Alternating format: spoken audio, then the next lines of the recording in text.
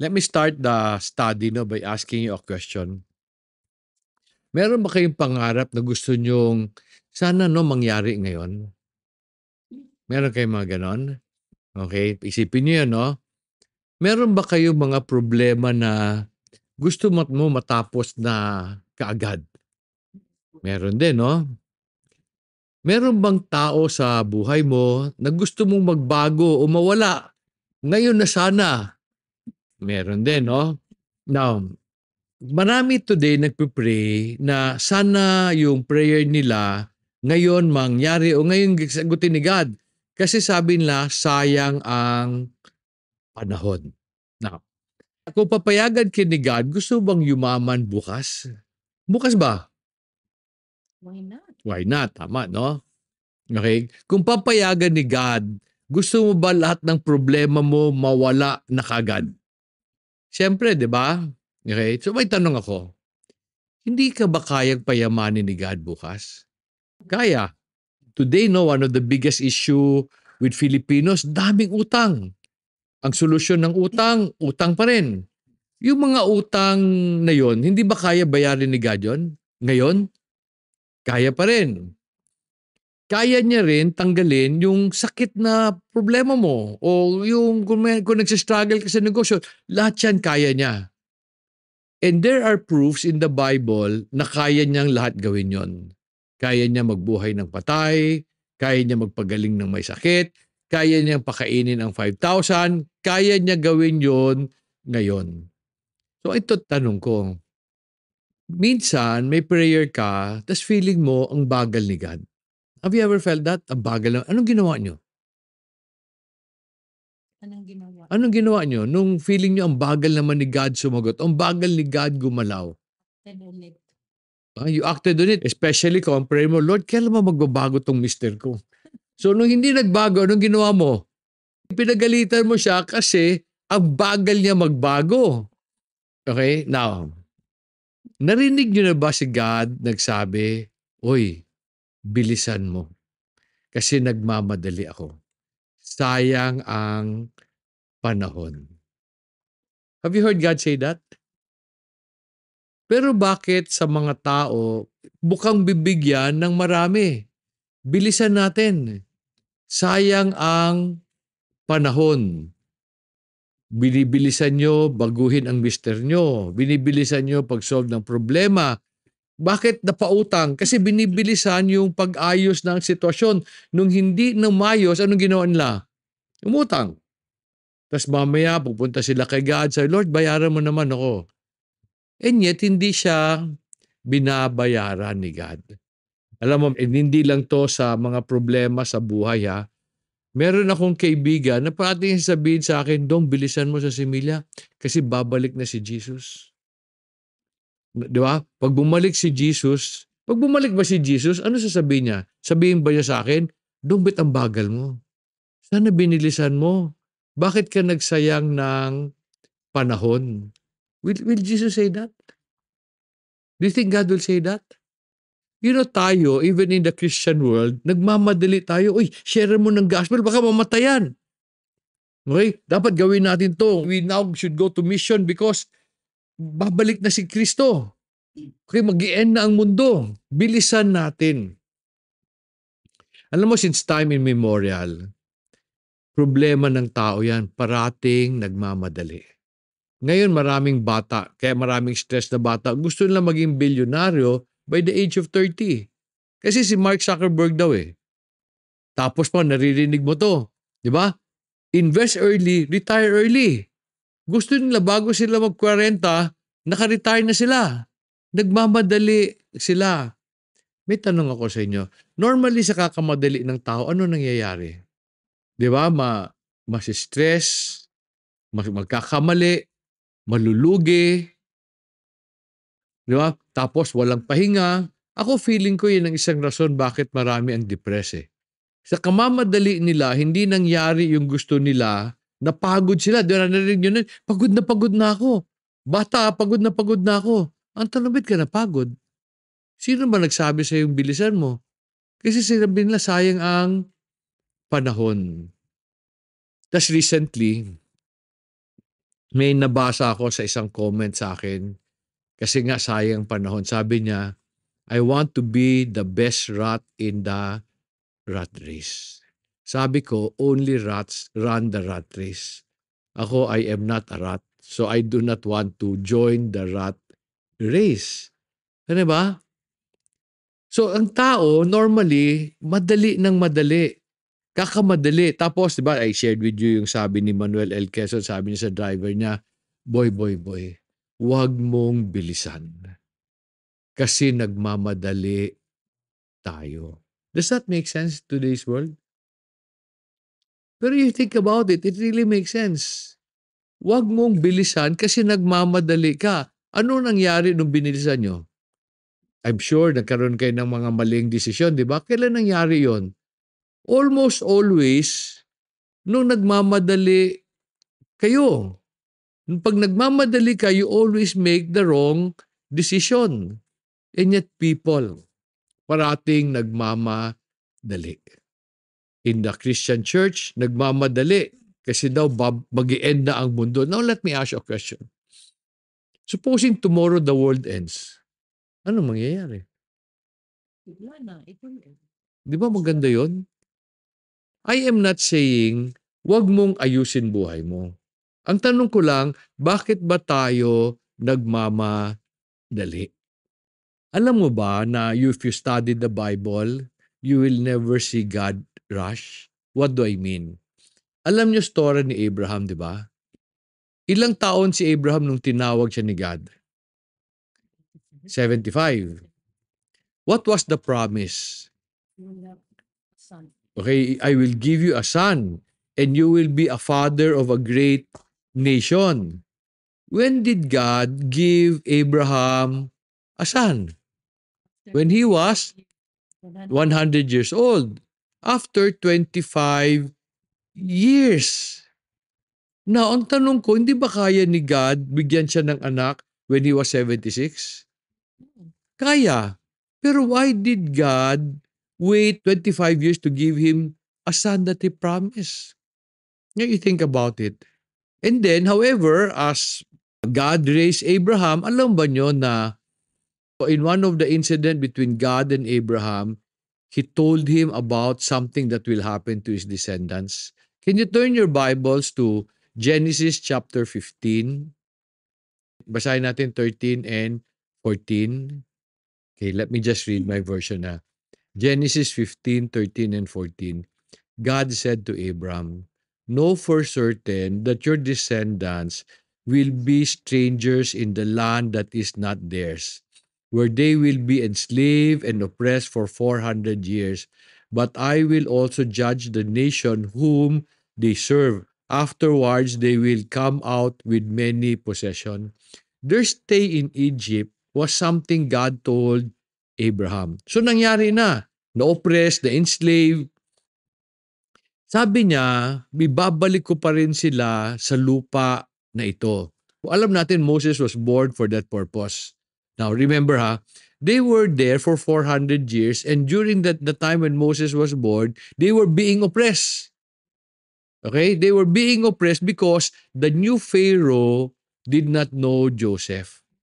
So he started to oppress the Jews kasi natakot siya na sa dami nila they can revolt inside.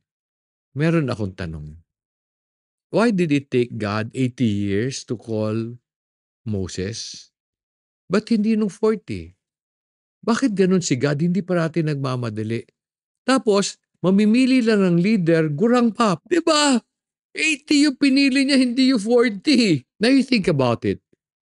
Why did God not save Israel 40 years earlier? When Moses was very strong, when Moses was well connected. When you think about it, bakit tayo, madali tayo ng madali, si God never rushes. No, mayroon akong tanong, hindi ba niya kaya sila i-save earlier? No, you think about it, another 40 years. That means magsasuffer namang maraming tao for another 40 years. Why did God wait? Do you know that God waited for 2,000 years before He kept a promise He made to Adam? When Adam sinned in the garden, he made a promise. Ano yung promise na yun? Can you turn your Bibles to Genesis 3:15? Now, a seed was promised. Now, let me read Genesis 3:15. And I will put enmity between you and the woman, and between your seed and her seed.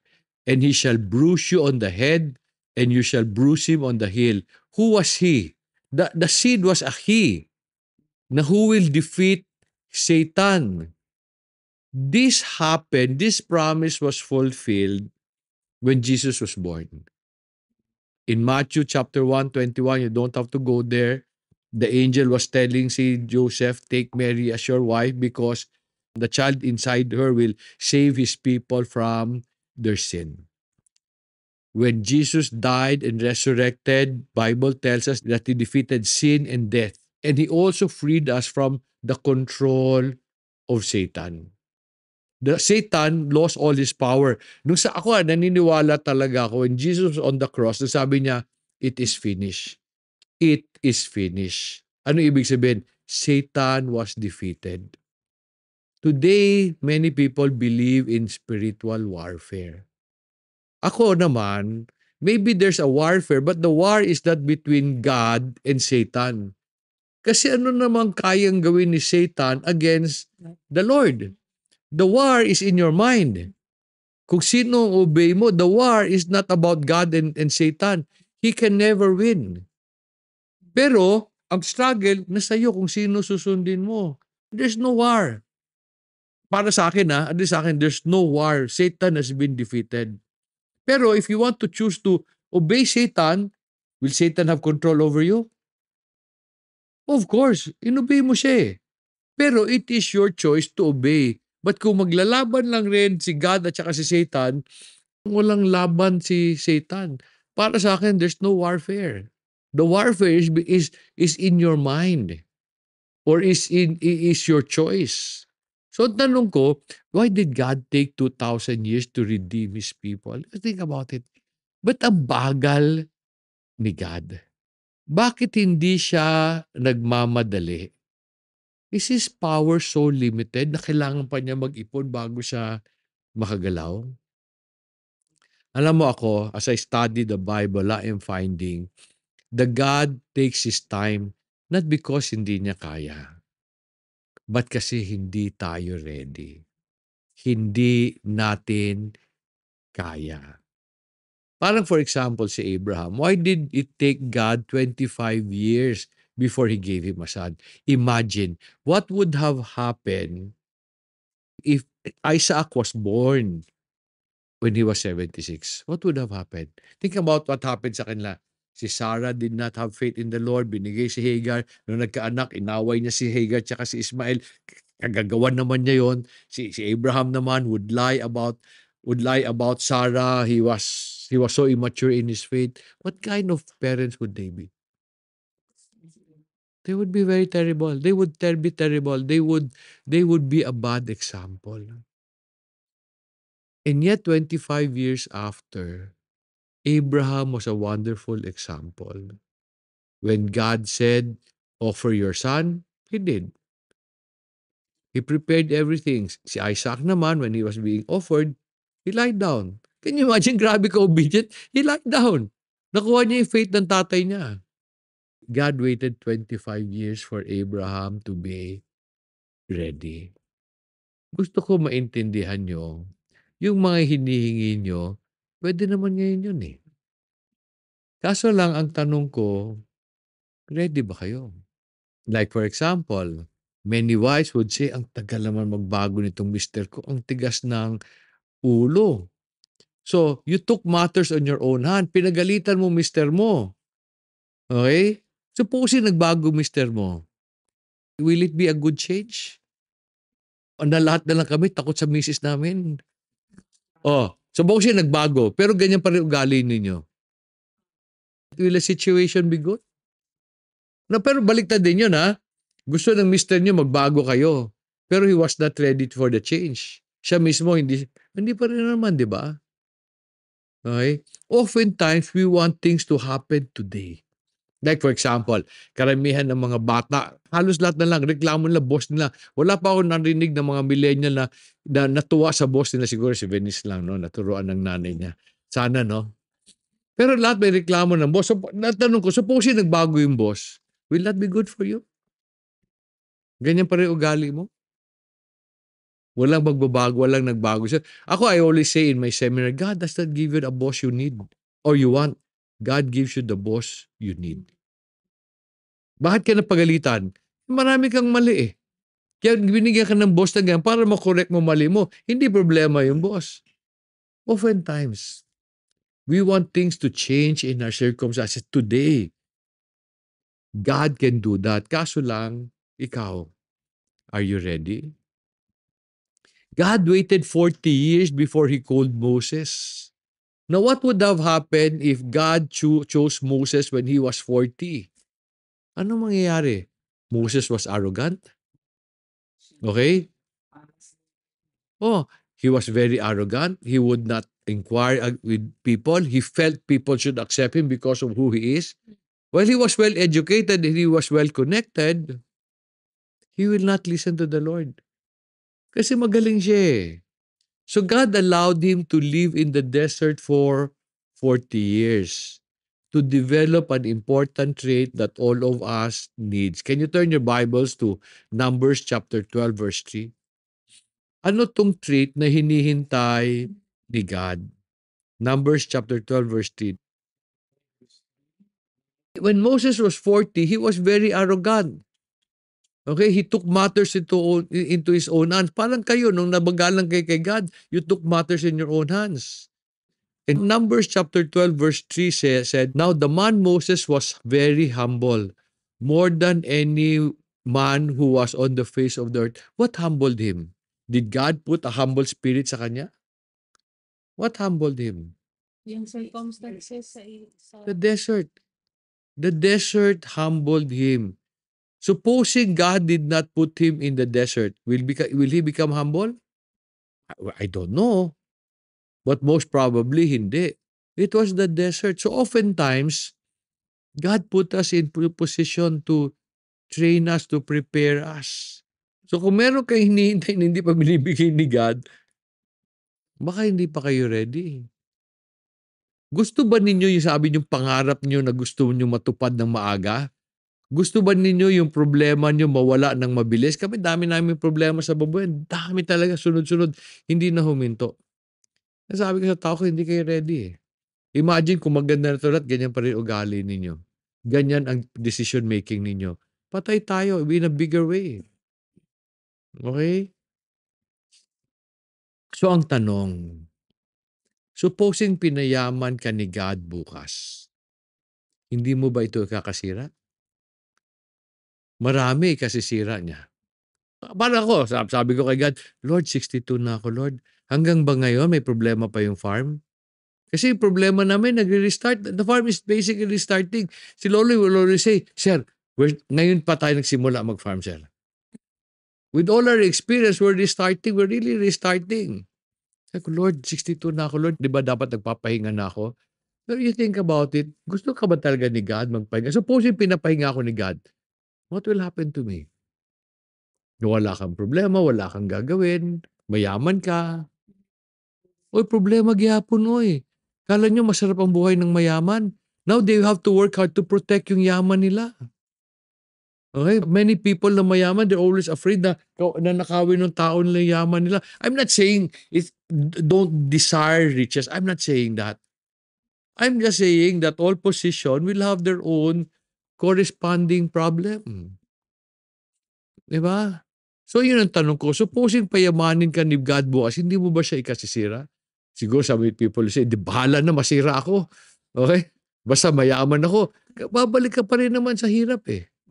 Diba? Meron ng story yung parang one of the business story I heard is itong Figaro.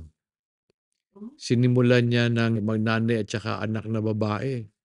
Nung lumaki, nag-away sila, naghiwalay sila only because hindi na sila Can you imagine the business destroyed that relationship?